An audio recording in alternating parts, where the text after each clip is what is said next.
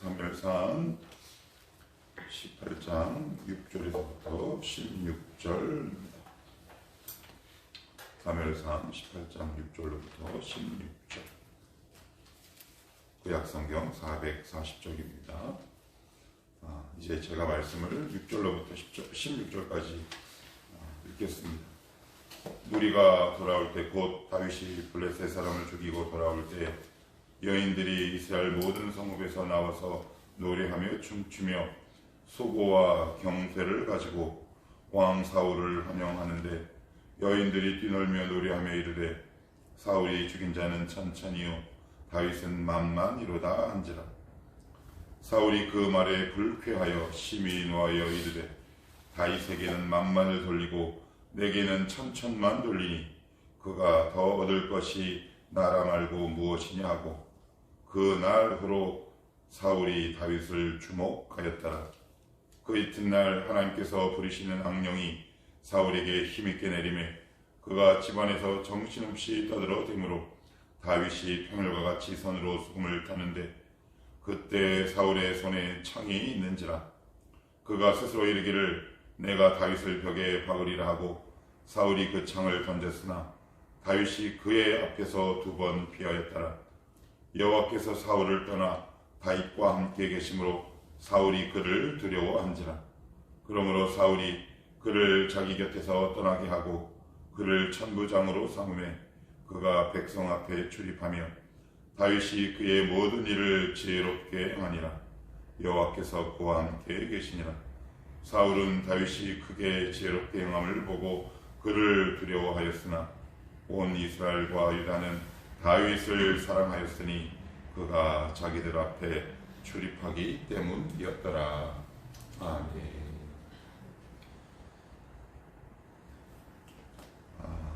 오늘 6절로부터 16절 이제 계속 사울과 다윗의 이야기가 등장을 하는데요.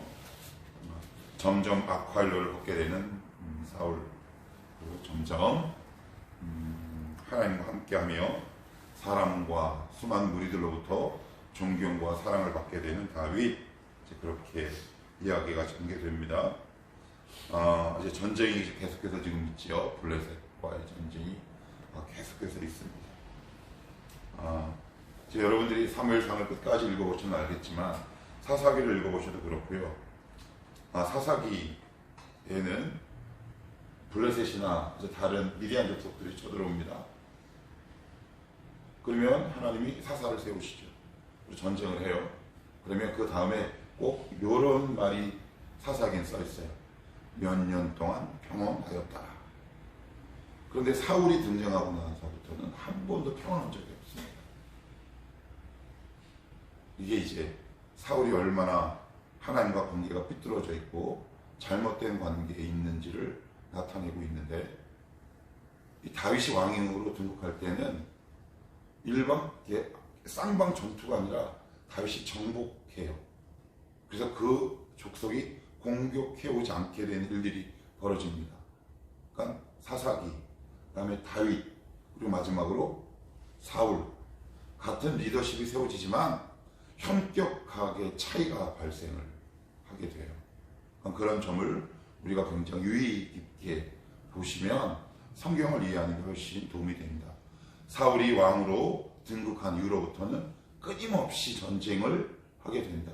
그러니까 전쟁을 하게 되는 건 내가 이렇게 국력이 강해져서 그를 정복하는 것이 아니라 이웃 국가가 이스라엘을 만만하게 봐서 자꾸 쳐들어온다는 말이에요.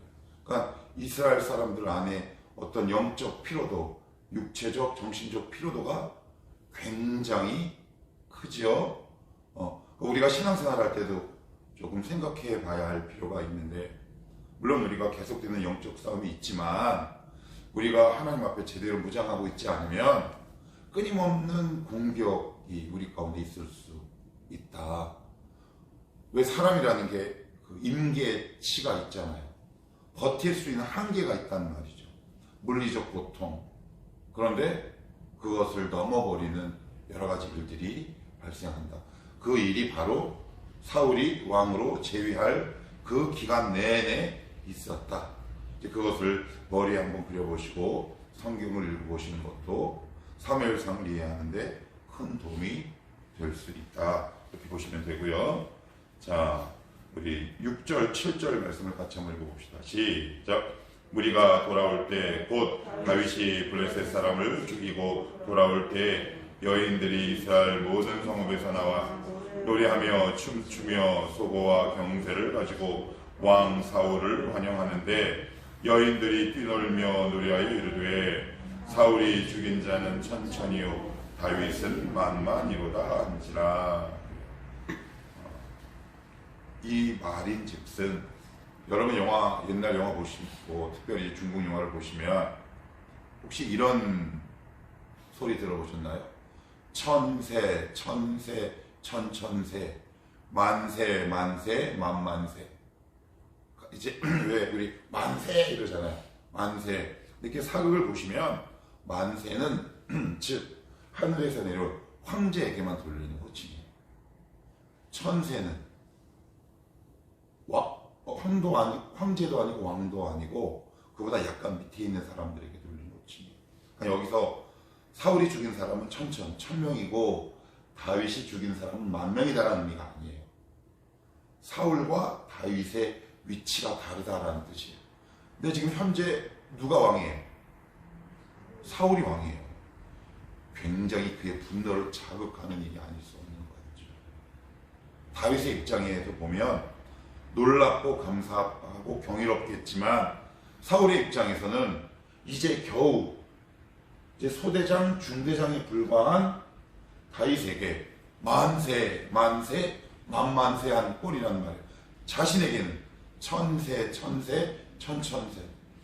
여러분이 만약에 사울이면 좀 속된 표현으로 얘기하면 눈이 돌아갑니다.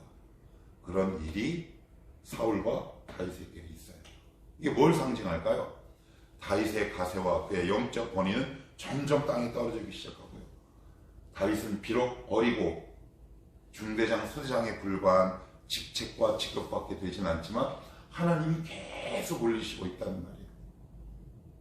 사람들 앞에서도 올림을 받고요. 하나님 앞에서도 높임과 존경을 받게 돼요. 이 말씀을 보면서 어제 이런 생각이 문득 들더라고요. 하나님으로부터 멀어지는 인생, 하나님과 함께하고 하나님과 동행하는 인생은 결국 그 끝에 가면 이렇게 극명하게 차이가 날 수밖에 없겠구나. 그래서 저는 어제 이렇게 한번 속으로 저에게 불러봤어요. 진성이의 인생은 하나님 앞에서 만세 만만세의 인생. 여러분들의 인생도 하나님 앞에서 만만의 인생. 이게 예수 믿는 것의 특권이겠구나. 우리가 하나님을 확 붙들고 있으면 하나님은 우리를 당신의 때에 당신의 방법으로 우리를 언젠간 반드시 승리하게 하시고 높이시겠구나. 아니 이미 하나님과 함께하는 것만으로 우리는 승리하는 삶, 승리하는 인생을 살아낼 수밖에 없겠구나. 그런 생각이 드니까 그런 거 있죠. 근자감, 그런데 근거 있는 자신감, 자긍심, 어떤 그런 생각이 많이 들더라고요. 자, 그리고 나선 여러분이 사울이라면 어떻게 반응하시고 어떻게 다윗에게 대할까요? 자, 9절 말씀 한번 읽어볼게요. 시작. 그날부로 사울이 다윗을 주목하였더라. 그래, 주목하였더라. 이게 원어에 가깝게 해석하면 이런 뜻이에요. 세심히 관찰하였더라. 이거 이렇게 비유하면 아마 여러분들 공감이 많이 되실 텐데, 이런 말 있죠. 이 컵이라는 놈은 괜히 주는 거 없이 미워. 근데 누군가에게 나의 어떤 미움이 탁 박히면 그 사람 하는 행동 하나하나가 미워요. 그 뜻이에요. 혹시 이 말씀이 여러분 가운데 일어나고 있는지 조심하시오. 이 우리 사람이 연약해서 내가 그렇게 결단하지 않고 의지하지 않아도 인간관계에 있어서 나도 모르게 나보다 월등한 시기심을 유발한다거나 사소한 말로 나에게 상처를 주는 사람이 어느 날 생기면 나도 모르게 그 사람을 주목해요. 세심히 관찰해요. 그래서 어떤 일이 발생하느냐? 제가 움직임마다 꼴보기 싫어. 저는 그것이 예전에 자연적인 건 줄 알았는데 말씀을 보니까 시기심, 즉 여기서 말하는 시기심은 두려움은 마음이 쪼개지는 거거든요. 아, 잘못된 영혼에서 나오는 내 신앙 상태더라고요. 아, 이걸 그냥 두는 것이 아니구나.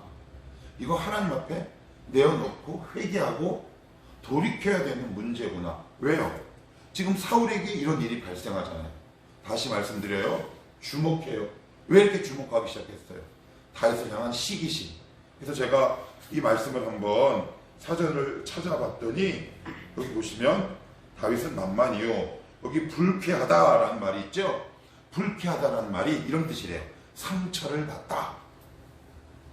우리 상처받잖아요. 여러모로 상처받아요. 이 목사도 사람이라 상처받고. 그래서 여러분들이 누군가 대화하거나 아니면 관계를 맺어갈 때 누군가의 행동과 말에 상처를 받으면 나도 모르게 그것이 치유되지 않으면 그 대상을 눈여겨보게 돼 있어요. 이게 무슨 얘기예요? 하나하나 보는 거죠. 그 사람이 내가 매이게 돼요. 왜요? 꼴 보기 싫은 마음이 생기기 시작하니까. 근데 그건 여자들끼리 카페에 가서 막 수많은 토크로도 해결될 수 없어요. 그 죄만 더해갈 뿐이죠. 이 안에서 묵상할 필요도 없어요. 죄가 커질 뿐이에요. 그러면 우리가 지금 객관적으로 사울을 볼 때 어떻게 하면 되겠어요? 뭐 어떻게 해요? 하나님 앞에 나아가야죠. 하나님 제 안에 이런 마음이 있습니다. 주님 궁히 여겨주시옵소서. 그러면 이 말은 지금 사울의 이 상태는 어디서부터 시작됐을까요? 주님과의 잘못된 관계, 그로 인한 불쾌함, 그로 인한 시기, 그로 인한 살인 교사 혹은 살인적인 마음. 이거 말씀을 좀 더 우리에게 구체적으로 한번 빗대어 볼게요. 10절 그 이튿날 하나님께서 부리신 악령이 사울에게 힘있게 내림에 악령이 그냥 내렸어요? 동기와 이유를 사울이 제공합니까? 제공했어요 이미. 그죠? 마음이 확 갈라졌다는 말이에요. 시기심이 그 안에 확 하고 들어왔다는 말이죠. 그랬더니 여호와께서 부리신 악신이 사울에게 힘있게 내림에 그가 집안에서 정신없이 어떻게 해요? 떠들어댄대요. 떠들어대. 이걸 뭐라 그래요? 세 글자로 정신병이에요. 정신병. 심해지면 다윗이 평일같이 손으로 수금을 타는데 그때 사울의 손에 창이 있는지라. 11절 같이 볼게요. 시작. 그가 스스로 이르기를 내가 다윗을 벽에 박으리라 하고 사울이 그 창을 던졌으나 다윗이 그의 앞에서 2번 피하였더라. 미운 사람이 그렇게 누군가 미운 게 박히잖아. 미운 털이 박히면 어떤 일이 생기느냐? 그 사람이 내 앞에 가까이 왔을 때나 그 사람에게 대화할 때 나도 모르게 여기 보면 지금 창과 칼을 던졌다 그러는데 말로 누군가를 죽이고 싶은 강한 욕구가 우리 가운데 생겨야 안 생겨요? 생기죠. 왜 그래요? 그 원인과 이유를 여러분들이 잘 추적해서 하나님 앞에 내어놓을 수 있어야 돼요. 왜 저 사람과 이 상황만 되면 내 안에 분노가 일어날까? 이제 그거 그냥 두면 여러분들 다 정신없이 떠들어댑니다. 뭐든지 지나치면 좋은 게 아니에요. 여기 정신없다라는 말은 경계를 훨씬 뛰어넘다라는 말이에요. 사람이라 누군가 대화를 할 수 있죠. 그죠? 저도 가끔가다 목사들끼리 만나면 두세 시간 막 토크하면 신나요. 그런데 그 범위를 확 뛰어넘는 거예요. 그래서 끊임없이 누군가를 내 입에 올리지 않으면 안 되는, 그래서 지나치게 말이 많은, 떠들어대는 거. 한계를 넘어서는 토크 있잖아요. 그럼 영혼에 도움이 안 돼요. 그래서 누군가를 너와 나의 밥상과 반찬 위에 두어서 영혼을 잘근잘근 씹는 행위가 바로 이것과 뭐가 다르겠어요? 그죠? 정신없이 떠들어대는 거죠. 그리고 아무 죄 없는 다윗을 향해 창과 칼을 던져요. 나는 안 그랬는데 뭘 안 그래요? 저도 그런 적이 말씀을 준비하다 보니까 생각납니다. 나에게 상처를 준 사람, 괜히 내 마음에 들지 않는 사람. 그런데 그 원인을 이렇게 역으로 거슬러 올라가 보니까 하나님이 주시는 기쁨과 은혜가 내 가운데 사라졌을 때입니다. 어떠세요? 여러분도 그렇죠? 그래서 누군가의 대상을 세우죠. 이제 그를 언젠간 반드시 내 말로 인격을 없애요. 아침부터 무시무시한 말을 하긴 좀 그러니까. 이게 우리의 이야기일 수 있다. 아유, 사울 정신병 걸렸네, 이렇게 이야기할 것이 아니다. 나에게도 형태는 다르지만 우리 마음 가운데 일어나는 일로 나도 말로 누군가를 콕 집어 지명하고 그를 말로 죽일 수 있다. 그것이 바로 사울이고, 어쩌면 안 그러면 좋겠지만 나일 수도 있다. 성경 우리에게 교훈하고 권면하고 있는 거예요. 자, 조금만 더 봅시다. 자, 12절 말씀도 한번 볼게요. 12절 시작. 여호와께서 사울을 떠나 다윗과 함께 계심으로 사울이 그를 두려워한지라. 이렇게 되어 있어요. 여호와께서 사울을 떠나 다윗과 함께 계심으로 사울이 그를 두려워한지라. 신적 공포, 영적 공포가 생기기 시작한 거예요. 하나님의 영이 떠나고 악신이 지배하는 자들의 계속되는 특징이 뭐예요? 여기서 두렵다라는 말은 그거예요. nightmare, fear라는 뜻이에요. 공포예요, 공포. 공포가 어디서 오는지 모르겠어요. 근데 이 공포감이 나를 압도해요. 그래서 어떤 일도 시도하지 못해요. 여러분, 그 영적인 공격이라는 거 여러분 아세요? 나도 까닭없는 두려움과 깊은 공포가 내 가운데 있다는 말이에요. 그럴 수 있어 라고 얘기하지만 그렇지 않아요. 그건 뭔가 이상한 거야. 특별히 예수 믿는데 어떤 한계와 경계를 뛰어넘는 공포가 내 안에 자꾸 엄습하면 이건 뭔가 나와 하나님과의 관계를 바르게 점검할 수 있어요. 그럴 수 있어가 아니에요. 생각을 한번 해봅시다. 예수님 믿으면 우리 안에 누가 계세요? 성령이 계시잖아요. 성령과 악령이 공존이 가능합니까? 성령 하나님이 계신데 까닭없는 공포와 두려움이 왜 한계치를 넘어서 있어야 합니까? 뭔가 잘못된 거지. 그렇죠? 예. 점검해 보셔야죠. 하나님, 제 안에 제 미래에 대한 너무 두려운 공포가 있습니다. 두려움이 있습니다. 이게 자연적인가요? 그럼 성령 하나님 어디 가셨어요? 뭘 어디 계세요? 여전히 내 안에 계시지만 내가 구석으로 밀어버린 거죠. 이상한 동영상을 보며, 이상한 어떤 환경을 주목함으로 내 마음의 여백에게 악한 것이 틈탈 수 있도록 여지를 제공한 거죠. 지금 사울의 이야기가 바로 그 이야기랍니다. 이상한 공포와 두려움이 내 안에 지속적으로 엄습하고 반복될 때 여러분들 그냥 두시면 안 되는 거예요. 그리스도의 보혈로 정결하게 씻어야죠. 우리의 심령이 리프레시 돼야죠. 다시 상쾌해져야 하지 않겠습니까? 하나님, 두려움과 공포가 예수의 이름으로 물러가게 하시고, 하나님, 혹시 제가 하나님 앞에 불순종하거나 하나님이 지속적으로 말씀하고 있음에도 불구하고 반복되는 죄악 가운데 있다면 이것을 끊게 하시고 제 안에 있는 두려움과 공포가 예수의 이름으로 물러가게 하옵소서. 내 안에 기쁨과 평안이 있게 하옵소서. 주님이 말씀하신 것처럼 나를 믿는 자는 그 배에서 생수의 강이 흘러내리리라 약속하셨는데 저에게는 두려움과 공포의 강이 흘러내립니다. 이상하잖아요. 점검하셔야 합니다. 마지막으로 14절 같이 한번 읽어봅시다. 시작. 다윗이 그의 모든 일을 지혜롭게 행하니라. 여호와께서 그와 함께 계시니라. 다윗은 계속 이 말씀이 함께 있어요. 주님과 함께 계셨다. 주님과 함께 계셨어요. 다음 순서가 중요해요. 근데 지혜가 생겨요. 그 지혜가 모든 일을 주관하죠. 그래서 이 말씀을 한번 볼게요.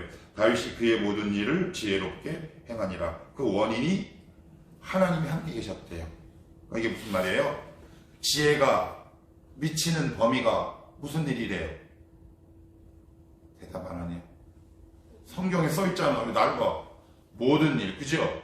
모든 일. 지혜가 미치는 범위가 어디라고요? 모든 일. everywhere. 근데 여러분의 삶 속에 하나님의 모든 지혜가 영향을 미치고 있습니까? 근데 우리는 그것을 딱 제한해요. 이거는 하나님의 지혜가 필요 없어 라거나 하나님의 지혜를 내가 제한하거나. 민철이 너 뭐에 지혜가 필요하냐? 우리 선율이, 저도 역시 마찬가지고. 한번 이 말씀을 내가 기도하면서 여러분 한번 생각해 보실 수 있기를 축복해요. 하나님께서 함께 하시면 하나님께서 주시는 지혜가 모든 영역에 미친다고 성경에 써 있는데 왜 저는 막고 있거나 그렇게 믿고 있지 않을까요? 하나님 용서하시고 하나님이 주신 은혜, 하나님 주신 그 놀라운 그 복음의 능력이, 거기서부터 나오는 지혜가 내 삶의 모든 영역에 영향을 미치게 하옵소서. 그래야 그 예수 믿는 특권 아니겠습니까? 그랬대요. 누군요? 다윗이 그렇다면 우리는 더 그래야죠. 왜요? 지금은 은혜의 시대라는 거예요. 성령 하나님의 역사가 넘쳐나는 시대라는 말이에요. 이 말씀을 붙들고 하나님, 제가 물질적인 부분 아니면 제 미래, 취업, 진로, 하나님의 지혜가 필요합니다. 그런데 여기서 하나님의 지혜가 미치지 않을 거라는 확신이 제 가운데 있습니다. 그거 사실 죄거든요. 그죠? 예, 그 부분을 놓고 기도하십시오. 하나님, 이 부분 하나님의 지혜를 구합니다. 제가 하나님께 이 지혜를 구하지 않았습니다. 하나님 역사하시고 도와주셔서 저의 영혼의 지혜와 지각을 열어 주시옵소서. 보게 하시고 이 부분에 있어서 하나님의 도우심을 간구하는 정말 지혜가 내 가운데 있게 하옵소서. 이렇게 부르짖을 때 여러분이 의문시하거나 제한하거나 막고 있는 삶의 부분에 있어서 하나님의 지혜와 도우심이 임할 수 있기를 주님의 이름으로 축복합니다.